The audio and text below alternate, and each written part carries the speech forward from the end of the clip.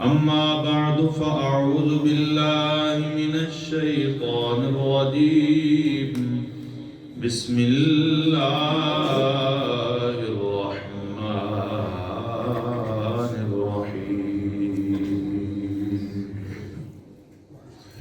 كل نفس ذائقة الموت وإنما توفون أجوركم يوم القيامة قال الله تعالى في مقام آخر الذي خلق الموت والحياة ليبلوكم أيكم أحسن عملا آمنت بالله صدق الله مولانا العظيم إن الله وملائكته يصلون على النبي يا أيها الذين آمنوا صلوا عليه وسلموا تسليما الصلاة والسلام عليك يا سيدي يا رسول الله وعلى آلك وصحبك يا سيدي يا حبيب الله الصلاة والسلام عليك يا سيدي يا رسول الله الصلاة والسلام عليك يا سيدي يا رسول الله وعلى آلك وصحبك يا محمد رسول الله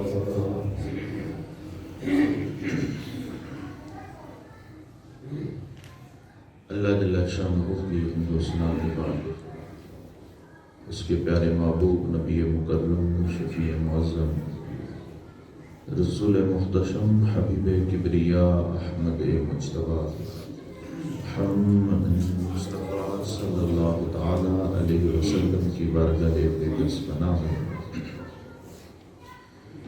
ہدیہ درود و سلام کے بعد قرآن مجید فرقان حمید کی دو مختلف مقامات سے تلاوت کی دعا ہے رب لم یزل ہم سب کو قرآن مجید فرقان حمید پڑھنے سننے سمجھنے اور اس پر عمل کرنے کی توفیق عطا فرمائے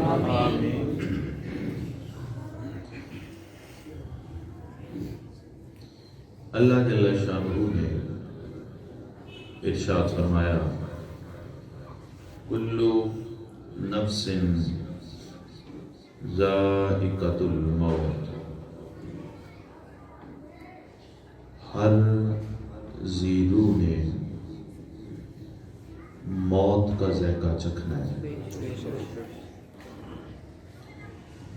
موت اس کو آنی ہے اور فرمایا وَإِنَّمَا تُوَفَّوْنَ أُجُورَكُمْ اور تمہارے پورے اجر دیے جائیں گے تمہارا پورا بدلہ مطلب کسی قسم کی کوئی زیادتی کسی کے ساتھ نہیں ہوگی پورا اجر دیا جائے گا یوم القیامہ قیامت کے دن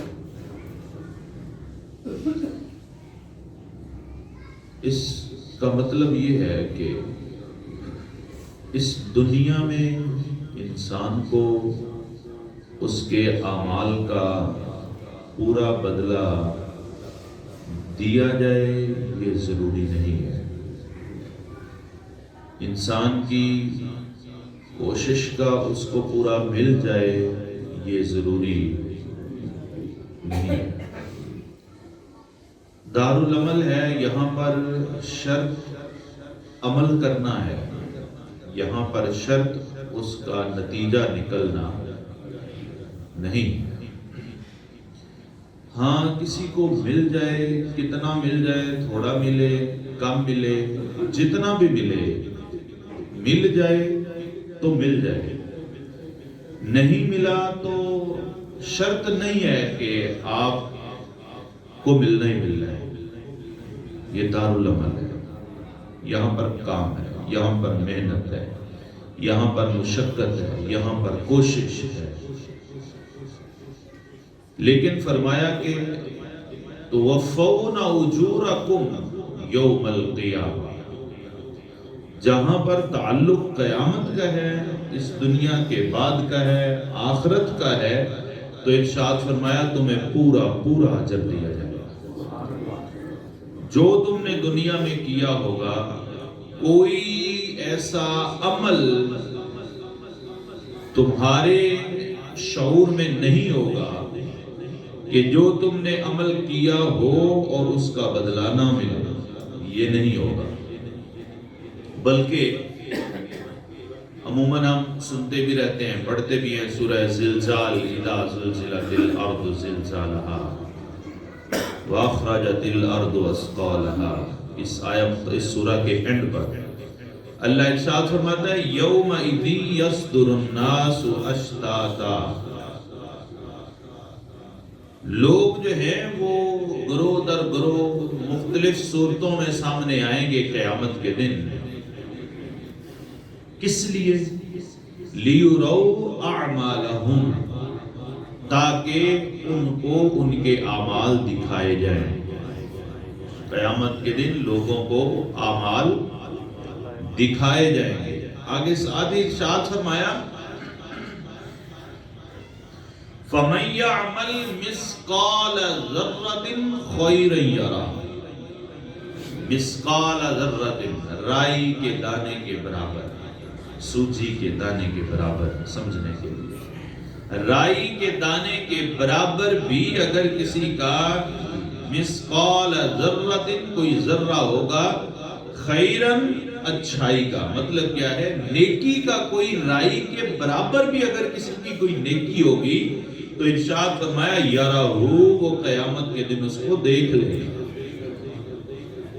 بلکہ اسی زمن میں اللہ ارشاد، حضور نے ارشاد فرمایا قیامت کے دن ہوگا تو کچھ لوگ جو ہے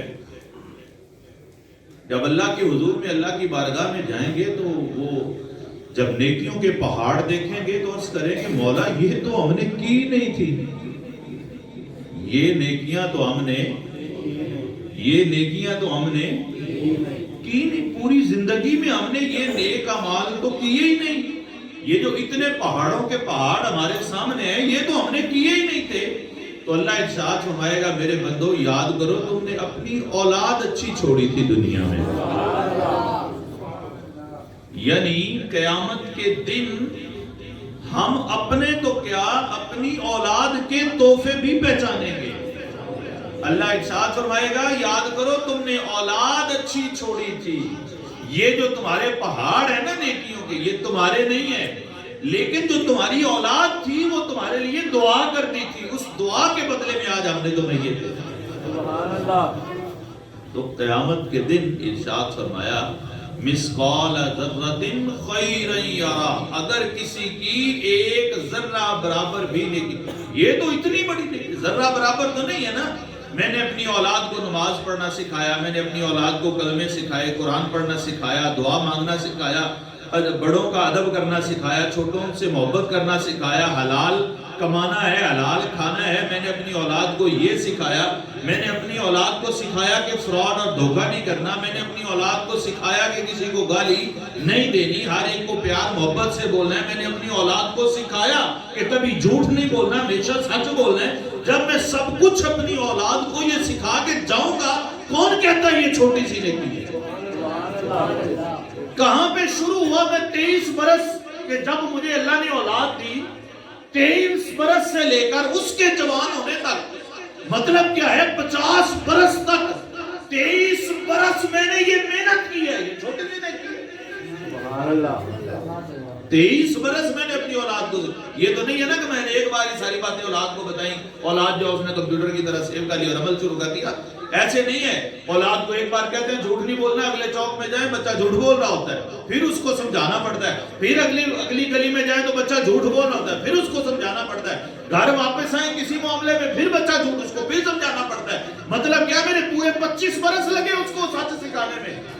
یہ چھوٹی سی نیکی تو نہیں ہے نا. اللہ ارشاد فرماتا ہے ہم توفون اجورکم, تمہاری محنتوں کا پورا بدلہ دیں. یہ نہیں کہہ سکو کہ مولا میں تو اپنی اولاد کو نمازی بنا کے آیا تھا, وہ کہاں گئے, وہ تو میں نے بڑی محنت کی تھی. نہیں, اللہ ارشاد فرماتا ہے یہ وہ نیکیاں ہیں, یہ وہ پہاڑ ہیں جو تیری اولاد نے اچھے کام کیے تھے. اور یہ بھی نہیں ہے کہ اولاد کے کھاتے سے اٹھا کے اللہ نے ہمارے کھاتے میں ڈال دیے. نہیں, جب میرا بچہ قیامت کے دن کھڑا ہوگا, ایک پہاڑ میرے کھاتے میں ہوگا, 10 پہاڑ اس کے کھاتے میں ہوں گے, کیونکہ اس نے عمل کیا ہے, اس نے باپ کی نصیحتوں کو پلے باندھا ہے, اس نے باپ کے کہنے پر عمل کیا ہے. اللہ ارشاد فرماتا ہے قیامت کا دن ہوگا جو ایمان والے ہوں گے. یہ جو منہ اٹھا کے کوئی دائیں بھاگے گا, کوئی بائیں بھاگے گا, کوئی کدھر بھاگے گا, افراتفری ہوگی, یہ ایمان والوں کے لیے نہیں ہوگی. یہ ایمان والوں کے لیے, بولے یہ ایمان والوں کے لیے نہیں ہوگی. ایمان والوں کے لیے ہوگا. اگر بیٹا کھڑا ہے, باپ آئے گا تو بیٹا اس باپ کے ادب میں کھڑا ہوگا, اس کی پہچان کر کے اس کے سامنے کھڑا ہوگا, اس کے پہلو میں کھڑا ہوگا. کیوں, اللہ خود ارشاد فرماتا ہے سورہ طور میں کہ قیامت کے دن ہم جو ایمان والے ہیں ہم ان کو ملا دیں گے آپس میں, ایک دوسرے کو پہچانیں گے بھی, ایک دوسرے کے ساتھ بھی کھڑے ہوں گے. لیکن کے لیے ہے, یہ ایمان والوں کے لیے ہے. یہ ان کے لیے جنہوں نے اپنی اولادوں کو ایمان سکھایا ہوگا, یہ ان کے لیے جنہوں نے اپنی اولاد کو دین کا رستہ بتایا ہوگا, یہ ان کے لیے جنہوں نے اپنی اولاد کو صاحب ایمان بنایا ہوگا, یہ وہ ہیں جنہوں نے اپنی اولاد کو دین سکھایا ہوگا, حق اور سچ, باطل اور جھوٹ کے درمیان فرق بتایا ہوگا اپنی اولاد کو. یہ وہ لوگ ہیں. ارشاد فرمایا فَمَن يَعْمَلْ مِثْقَالَ ذَرَّةٍ خَيْرًا يَرَهُ, فرمایا جس نے ایک ذرہ بھر بھی نیکی کی ہوگی قیامت کے دن اس کو دیکھ لے. اور پھر دوسری طرف ارشاد فرمایا صرف نیکی نہیں بلکہ ارشاد فرمایا وَمَن يَعْمَلْ مِثْقَالَ, سنو, وَمَن يَعْمَلْ مِثْقَالَ ذَرَّةٍ, وہ شخص کے جس نے ایک ذرہ برابر بھی کی ہوگی, کوئی عمل کیا ہوگا. کیسا, ارشاد فرمایا مثقال ذرۃ شرًا, برا, جس نے ایک ذرہ برابر بھی برا عمل کیا ہوگا, ارشاد فرمایا شرًا یرہ, وہ قیامت کے دن اس کو بھی دیکھ لے گا. یہ قیامت کا دن ہے, بلکہ ارشاد فرمایا کہ یہ تو دیکھنا تو مطلب ہمیں آج بھول جاتا ہے کہ میں نے آج سے 10 سال پہلے کوئی عمل کیا ہو, کوئی دوسرا بندہ مجھے یاد کروائے جناب آپ نے یہ کام بات کہی تھی, ممکن ہے مجھے بھول جائے, بلکہ یقینی طور پر مجھے بھول جائے گی کیونکہ میں اس سے متعلقہ نہیں ہوں. وہ ایک سرسری سی بات تھی جس سے میں گزر گیا, لیکن جس کے ساتھ ہوئی ہے اس کو یاد ہے, اس نے مجھے یاد دلا دیا, مجھے کوئی نہیں یاد. لیکن قیامت کے دن ایسا کوئی معاملہ نہیں ہوگا. ہر چیز اللہ ارشاد فرماتا ہے ذرہ مثقال ذرۃ شرًا مثقال ذرۃ خیرًا, فرمایا نیکی ہوگی یا برائی کی ہوگی, ایک مثقال ذرہ کے برابر بھی ہوگی, فرمایا پھر بھی قیامت کے دن وہ آنکھوں کے سامنے ہوگی. اور پھر دوسری اس پر بات یہ بھی سمجھے, اس دن انسان کو پہچان بھی ہوگی, پہچان بھی ہوگی یہ کس کے ساتھ کیا تھا, کیا بات کی تھی, کس کے ساتھ میں نے کیا بات کی تھی, اور یہ بھی یاد ہوگا کہ میرے ساتھ کس کس نے برا کیا تھا, کس کس نے میرے ساتھ غلط کیا تھا, کس کس نے میرے ساتھ زیادتی, یہ سب کچھ یاد ہوگا. انہوں نے ارشاد فرمایا غریب مفلس کون ہے, جس کے پاس مال نہ ہو, جس کے پاس جائیداد نہ ہو, وہ غریب اور مفلس ہوتا ہے. ارشاد فرمایا غریب اور مفلس وہ نہیں ہے جس کے پاس مال جائیداد نہ ہو, غریب اور مفلس وہ ہوگا کہ قیامت کے دن وہ جب اللہ کے حضور کھڑا ہوگا تو نیکیوں کے پہاڑ اس کے سامنے کھڑے ہوں, اس کی نیکیوں کے پہاڑ ہوں گے, بڑا خوش ہو رہا ہوگا, بڑا اترا رہا ہوگا, اتنی نیکیاں میں لے کے آیا. ارشاد فرمایا جب اس کا حساب کتاب شروع ہوگا, ایک شخص کھڑا ہو جائے گا, عرض کرے گا مولا اس نے مجھے فلاں جگہ پر میرے ساتھ دھوکہ کیا تھا. اس کو بھی یاد ہوگا اور یاد اس کو بھی ہوگا. اللہ ارشاد فرمائے گا اس کی نیکیاں اٹھاؤ اور اس کے کھاتے میں ڈالو. پھر ایک شخص کھڑا ہوگا, عرض کرے گا مولا اس نے مجھے فلاں زیادتی کی تھی میرے ساتھ. حضور نے فرمایا پھر اللہ ارشاد فرمائے گا اٹھاؤ اس کی نیکی اور اس کے پلڑے میں رکھ دے. اسی طرح حضور نے فرمایا کرتے کرتے کرتے کرتے وہ جو پہاڑ تھے نیکیوں کے سب کے سب ختم ہو جائیں گے۔ فرمایا پھر کیا ہوگا؟ ارشاد فرمایا پھر ایک شخص کھڑا ہو جائے گا، مولا ابھی میری کچھ باقی ہے، اس نے میرے ساتھ زیادتی کی تھی، ابھی میرا حساب باقی ہے۔ اللہ ارشاد فرمائے گا کوئی ہے نیکیاں رہ گئی ہیں اس کے کھاتے میں جو پہاڑ لے کے آیا تھا؟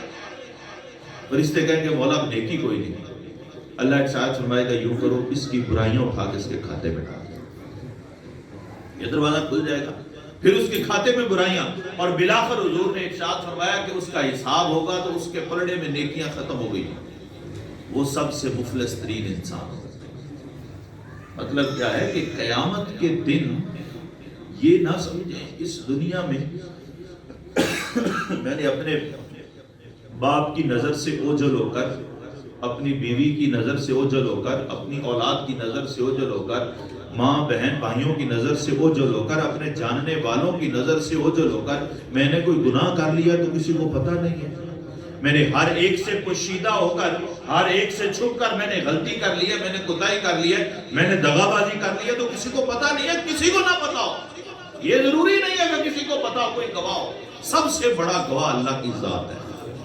پھر وہ جو دو فرشتے، اللہ کو ضرورت نہیں ہے ان فرشتوں کی کہ وہ ہمارے فرشتے کندھوں پہ رکھے کہ وہ ہمارے کھاتے اور اعمال ہمارے لکھتے جائیں، اللہ کو کوئی ضرورت نہیں ہے، یہ سب کچھ نوٹ ہو رہا ہے، یہ سب کچھ محفوظ ہو رہا ہے۔ اور پھر قیامت کے دن وہ ایک حدیث پاک اللہ جل شاہ نے ارشاد فرمایا کہ قیامت کا دن ہوگا، ہم دفتر کھولیں گے ایک انسان کے دفتر کھولیں گے، اور وہ دفتر کون سے ہوں گے؟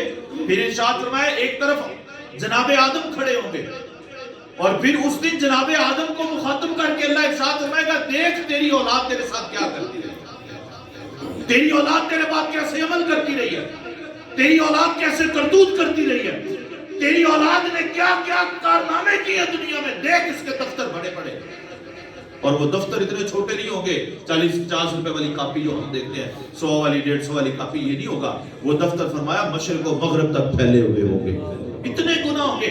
پھر اللہ اس بندے سے ارشاد فرمائے گا بندے بتا یہ کیا ہے؟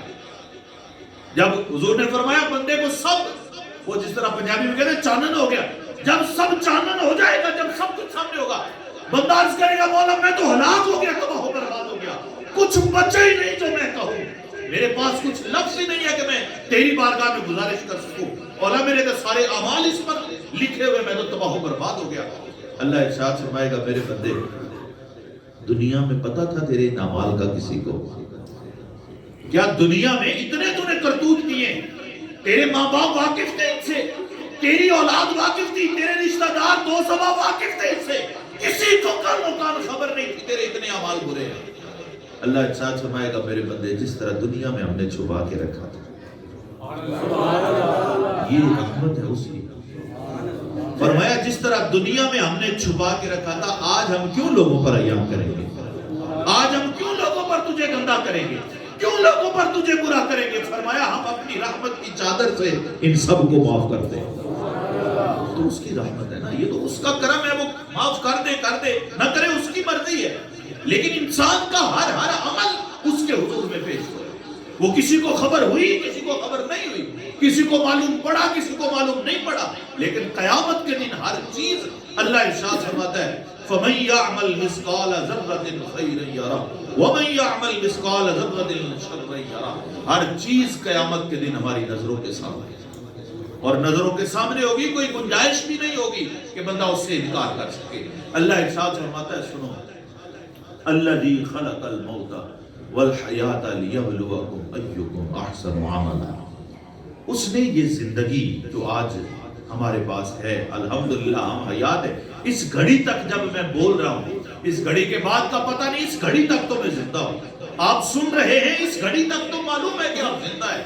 اللہ ارشاد فرماتا ہے یہ زندگی اور یہ موت جس سے کسی کو فرار نہیں، اور یہ ایسی حقیقت ہے، زندگی اور موت ایسی حقیقت ہے کہ اس کا کوئی شخص دنیا میں انکار کر ہی نہیں سکتا، خواہ اس کو قیامت کا یقین ہے یا نہیں ہے، وہ قیامت کو مانتا ہے یا نہیں مانتا، اس کا انکار کسی کو نہیں، مرنا ہے، اور پھر دوسری بات مرنے کا بھی کوئی پتہ نہیں کہ کس وقت موت آ جائے، کس لمحے کس گھڑی موت آ جائے، ہم بڑی باتیں ہم کرتے ہیں جی موت کے منہ سے نکل کے آیا ہے، اس کا مطلب کیا ہے؟ ہم نے تو سمجھ رکھا تھا کہ کیا اس کو تکلیف، بیمار اتنا ہو گیا، وہ اتنا آگے چلا گیا یعنی کہ زندگی میں، کہ ہم نے تو یقین کر لیا تھا کہ یہ بس گیا۔ اسی کے لیے کہتے ہیں نا کہ یہ موت کے منہ سے واپس آیا ہے۔ تو کئی ایسا ہوتا ہے کہ ہم کہتے ہیں یار چنگا بھلا ابھی مجھے مل بھی گیا ہے، ابھی تو وہ نکلا ہے میرے گھر سے، وہ ڈیڈ ہوتا ہے۔ تو مطلب کیا ہے؟ زندگی موت کا کسی کو پتہ نہیں ہے، یقین نہیں ہے کہاں پہ آئے کہاں پہ ختم ہو جائے۔ تو اللہ کہتا ہے یہ کس لیے پیدا کیا، یہ زندگی بنائی، یہ موت بنائی، کیوں بنائی؟ اس کا ایک ہی مقصد ہے، لِيَبْلُوَكُمْ أَيُّكُمْ أَحْسَنُ عَمَلًا، ہم دیکھیں تم میں سے کون ہے جو اچھے اعمال کرتا ہے، کون ہے جو نیک اعمال کرتا ہے، کون ہے جو اچھے اعمال کر کے ہمارے پاس آتا ہے۔ اب ایک اور بات اس پر بھی سب یہ نہیں ہے کہ اللہ کو نعوذ باللہ من ذالک پتہ ہے کہ ہم میں سے کون نیک عمل کرے گا کون برے عمل کرے گا، اللہ کو سب پتہ ہے، یہی تقدیر ہے۔ اللہ کو سب پتہ ہے کہ یہی تقدیر، اللہ کو معلوم ہے اپنے روز ازل سے، میری تخلیق سے پہلے اللہ کو معلوم ہے اس شخص کو میں پیدا کروں گا، یہ پھر چلتے چلتے اپنی زندگی میں 30 جنوری کو فلاں وقت یہ منبر پر بیٹھ کر خطبہ دے گا، یہ اللہ کو پہلے سے معلوم ہے، یہی تقدیر ہے۔ اور یہ سب اللہ کی تقدیر، اللہ کے علم میں ہے، اللہ کو معلوم ہے۔ لیکن کل قیامت کے دن ہم یہ نہ کہیں کہ مولا تو نے مجھے ویسے ہی جنت میں ڈال دیا، دوزخ میں ڈال دیا، ہو سکتا ہے میں نیک عمل کرتا، ہو سکتا ہے میں برے عمل کرتا۔ اللہ تعالیٰ نے اس سوال کا جواب ہمیں اپنی زندگی میں دیا ہے، پورا اختیار دے کر انسان کو دنیا میں دیا ہے۔ یہ زندگی کیسے گزارنی ہے پورا اختیار ہے۔ حضور نے ارشاد میں بچہ پیدا ہوتا ہے تو وہ اسلام کی فطرت پر پیدا ہوتا ہے۔ گویا یوں سمجھے، دوسرے لفظوں میں کہوں کہ جب بچہ پیدا ہوتا ہے تو اللہ اس سے راضی ہوتا ہے۔ جب بچہ پیدا ہوتا ہے تو اللہ اس سے، کیونکہ وہ فطرت اسلام پر ہوتا ہے، وہ یہودی کے گھر میں ہو، وہ عیسائی کے گھر میں ہو، وہ کسی بھی کوئی مشرک کے گھر میں ہو، وہ اسلام کی فطرت پر ہوتا ہے۔ فرمایا پھر اس کے والدین ہوتے ہیں، اس کو یہودی بنا دیں یا اس کو عیسائی بنا دیں۔ اس کا مطلب کیا ہے کہ میرا اختیار اس دنیا میں آتے ہی اللہ جل شانہ نے میرا اختیار سپرد کر دیا۔ پہلے میرے والدین کے سپرد کیا، پھر جب مجھے شعور دیا، مجھے سمجھ دی، مجھے اتنا تو پتا۔ اب کہتے ہیں جی اس بچے کو پتہ نہیں، بڑا معصوم ہے، بچے کو ذرا ہاتھ میں کوئلہ پکڑا کے دکھائیں، بچے کو ذرا نہیں ہاتھ لگائے، اس کو پتہ ہے ہاتھ چل جائے گا، اس کو کہیں ذرا چھت سے چھلانگ لگائے، نہیں لگائے گا، اس کو پتہ ہے مر جاؤں گا، لات بازو ٹوٹ جائے گا۔ بابا بھی ذکر اتنا ہی نہیں پتا کہ غلط کیا ہے اور صحیح کیا ہے۔ یہ صرف آپ کی اور میرے منہ کی تسلیاں ہیں، یہ صرف جسٹیفیکیشن ہے جو ہمارا دماغ ہمیں دیتا ہے، ورنہ ہر ایک یعنی وہ شعور جب ملتا ہے تو وہ اختیار، وہ اس کو کہہ لیں کہ خود بخود ہی وہ ٹرانسفر ہو جاتا ہے۔ اور اسی کو کہتے ہیں 12 سال کی عمر میں بچہ جب بالغ ہو شریعت کی روح میں، کہ اللہ تعالیٰ نے جتنے احکامات نازل کیے ہیں وہ اس پر واجب ہو جاتے ہیں۔ مثال کے طور پر ایک بچہ 10 برس اس کی عمر ہے، وہ نماز پڑھ رہا ہے تو اس پر فرض نہیں ہے۔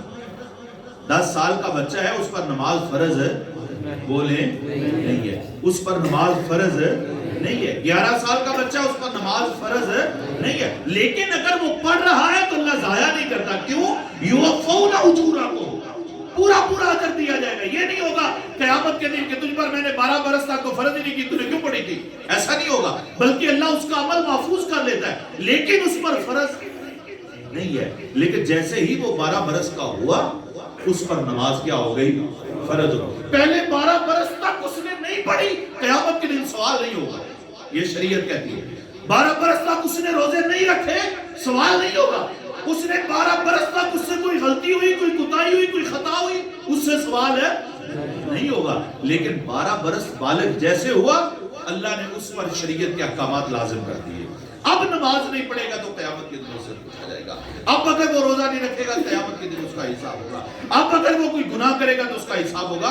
تو یہ زندگی اللہ تعالیٰ نے اس لیے دی ہے کہ اللہ تعالیٰ ہمیں بتانا چاہتا ہے کہ دیکھو تم کرتوت کیسے کر گئے۔ اس کی ایک مثال جو قرآن پاک نے دی ہے، حضور اللہ رب العزت نے ارشاد فرمایا محبوب یہ لوگ، یہ جو مشرک ہیں، یہ جو کافر ہیں، آج آپ کو باتیں کرتے ہیں، کل قیامت کے دن جب میرے حضور کھڑے ہوں گے تو یہ بول کے کہیں گے پروردگار ہمیں ایک بار اور زندگی دے دے تاکہ ہم دنیا میں جائیں اور نیک اعمال کریں۔ دنیا میں جائیں تیری فرما برداری کریں, تیرے رسولوں کی فرما برداری. پروردگار ایک بار موقع دے دے. تو اللہ ارشاد فرماتا ہے محبوب ہم ان کو دوبارہ زندگی دے دینا, انہوں نے کرتوت پھر وہی کر دیا. یہ قرآن کہتا ہے, یہ قرآن نے مثال دی ہے واضح ہمیں. یعنی مطلب کیا ہے کہ یہ پوری زندگی جو ہے اللہ نے میرے اختیار میں دی ہے, میں اچھا کرتا ہوں یا برا کرتا ہوں. یہی تو وجہ ہے کہ فرمایا فَمَن يَعْمَلْ, جو اس نے عمل کیا ہوگا, مِثْقَالَ ذَرَّةٍ, وہ ایک ذرے برابر بھی کیوں نہ ہو, اچھا ہو یا برا ہو, قیامت کے دن وہ دیکھ لے گا, اور اس کو پہچانے کا بھی اور اس کو مانے کا بھی اس پر کسی قسم کی گنجائش اس کے پاس نہیں ہوگی. تو اب اس کی قدر یہ زندگی. پھر یہ زندگی اس طرح قرآن پاک نے اور بھی مثالیں دی ہیں, سنیے گا. اللہ ارشاد فرماتا ہے اِنَّا جَعَلْنَا مَا عَلَى الْأَرْضِ زِينَةً لَهَا. اس دنیا میں ایک تو زندگی ہے نا, یہ زندگی اور موت دی, لِيَبْلُوَكُمْ أَيُّكُمْ أَحْسَنُ عَمَلًا, کہ اللہ ہم میں سے دیکھے نیک عمل کون کرتا ہے, برے عمل کون کرتا ہے. پھر ارشاد فرمایا اِنَّا جَعَلْنَا مَا عَلَى الْأَرْضِ زِينَةً لَهَا, جو کچھ زمین میں ہم نے پیدا کیا ہے, زمین میں کائنات میں جتنی آسائشیں ہیں, سہولتیں ہیں, جو کچھ بھی ہے, یہ سب کچھ پیدا کرنے کا مقصد کیا ہے. اللہ ارشاد فرماتا ہے لِيَبْلُوَهُمْ أَيُّهُمْ أَحْسَنُ عَمَلًا, یعنی زندگی, موت اور کائنات میں جو ہوتا ہے. پھر اس سے آگے بڑھ کر اللہ ارشاد فرماتا ہے وَهُوَ الَّذِي خَلَقَ السَّمَاوَاتِ وَالْأَرْضَ فِي سِتَّةِ أَيَّامٍ وَكَانَ عَرْشُهُ عَلَى الْمَاءِ. ارشاد فرمایا زمین و آسمان بنائے 6 دور میں, 6 مراحل میں, 6 ادوار میں بنائے, اور پھر فرمایا کہ اللہ کا عرش پانی پر تھا. مطلب کیا ہے, وہ زمانہ کہ جب پانی تھا, اوپر اللہ کا عرش تھا, کائنات میں اور کچھ نہیں تھا. فرمایا یہ سب کچھ کیا ہے, یہ کتنی بڑی مثال دی ہے ہمیں. زمین و آسمان بنائے اور پھر اس کی انتہا بیان کی کہ جب پانی اور عرش کے سوا کچھ نہیں تھا, یہ سب کچھ پیدا کیا کس لیے, لِيَبْلُوَكُمْ أَيُّكُمْ أَحْسَنُ عَمَلًا. ارشاد فرمایا تمہیں دیکھے کہ تم میں سے نیک عمل کون کرتا ہے. سبحان اللہ.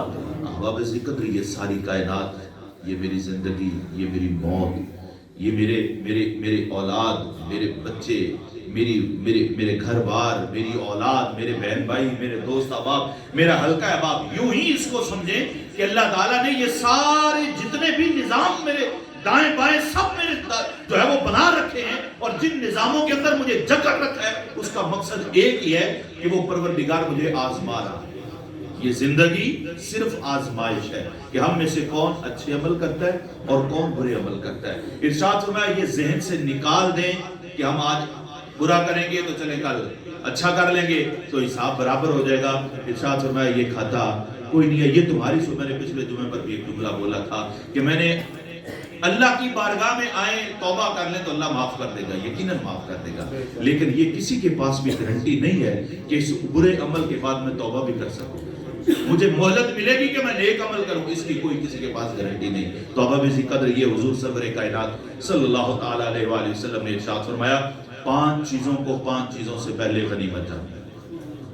5 چیزوں کو 5 چیزوں سے پہلے غنیمت جانو, اور ان میں ایک یہ بھی ہے, ان 5 چیزوں میں سے ارشاد فرمایا, اور ان 5 چیزوں کا جو مرکز ہے وہ ایک ہی ہے, اور وہ مرکز کیا ہے, اللہ کی اطاعت و فرما برداری, اللہ کو خوش کرنا, اللہ کو راضی کرنا. 5 کا مرکز یہ ہے. مثلا حضور نے فرمایا 5 چیزوں سے پہلے 5 چیزوں کو غنیمت جانو. اگر تم صحت و تندرستی کے ساتھ ہونا تو بیماری سے پہلے اس کو غنیمت جانو. مثلا آج ہم اپنے گھر سے چل کے آئے یا ہم اپنے پاؤں پہ چل کے آئے نا, تو صحت و تندرستی ہے. اگلے جمعے پر کیا پتا ہمیں کوئی اٹھا کے لے کے آ رہا ہو, اگلے جمعے پر کیا پتا کہ ہم اتنے مجبور ہو جائیں کہ گھر پہ نماز پڑھنے پر مجبور ہو جائیں, کیا پتا. ارشاد فرمایا اس کو غنیمت جانو. جب تم صحت و تندرستی کے ساتھ ہو تو غنیمت جانو, اللہ رب العزت کا ذکر کثرت سے کرو. فرمایا کہ اگر تم خوشحال ہو, خوشحالی کی زندگی گزاری ہو, تو تنگ دستی سے پہلے اس کو غنیمت جانو. خوشحالی ہے, کوئی فکر نہیں ہے, کوئی پریشانی نہیں ہے, کوئی مصیبت نہیں, کوئی تکلیف نہیں, تو غنیمت جانو, تمہیں موقع ملا اپنے رب کا شکر ادا کرو. تنگ دستی تو انسان کو کفر تک لے جاتی ہے, تنگ دستی تو انسان کو تباہ و برباد کر دیتی ہے. ارشاد فرمایا اگر خوشحال ہو تو پھر اس کو غنیمت جانو. ارشاد فرمایا تم مصروف نہیں ہو, ویلے ہونے سے بڑا کام کوئی نہیں. مطلب اگر تم فارغ ہو, تمہیں کوئی کام نہیں ہے. اب بندہ کئی دفعہ ہوتا ہے, بندہ سوچتا ہے یار کوئی کام ہی کروں, لیکن پھر سوچتا ہے کام تو کوئی ہے نہیں میرے کرنے والا, چل اب سو ہی جاتے ہیں, اب دوستوں کے ساتھ. تو ارشاد فرمایا فراغت کو, فری وقت کو, جو تمہارے پاس فارغ وقت ہے, اس کو غنیمت جانو, اس سے کہ تمہیں نماز پڑھنے کی بھی مہلت نہ ملے. تمہیں اللہ کا ذکر کرنے کی بھی وہ اتنے مصروف ہو جاؤ اپنی زندگی میں. تو فرمایا فراغت کو بھی اپنی لیے غنیمت سمجھو, اس فراغت میں اللہ کا ذکر کرو. ارشاد فرمایا موت سے پہلے زندگی کو غنیمت جانو. زندہ ہو غنیمت سمجھو اس کو, ابھی موت نہیں, کیونکہ موت عمل کو ختم کر دے گی. پھر اس کے بعد جو کرتوت کیے ہوں گے وہ سامنے آئیں گے, جو اعمال کیے ہوں گے وہی سامنے آئیں گے. لیکن ارشاد فرمایا موت سے پہلے زندگی کو غنیمت جانو. تو اباب ذکر ہر لمحہ ہمارے لیے غنیمت ہے, کیونکہ ہم میں سے کسی کو معلوم نہیں موت کب آئے گی. اللہ جل شانہ ہمیں ہر وقت اپنا ذکر فکر اور شکر کرنے کی توفیق عطا فرمائے. وآخر دعوانا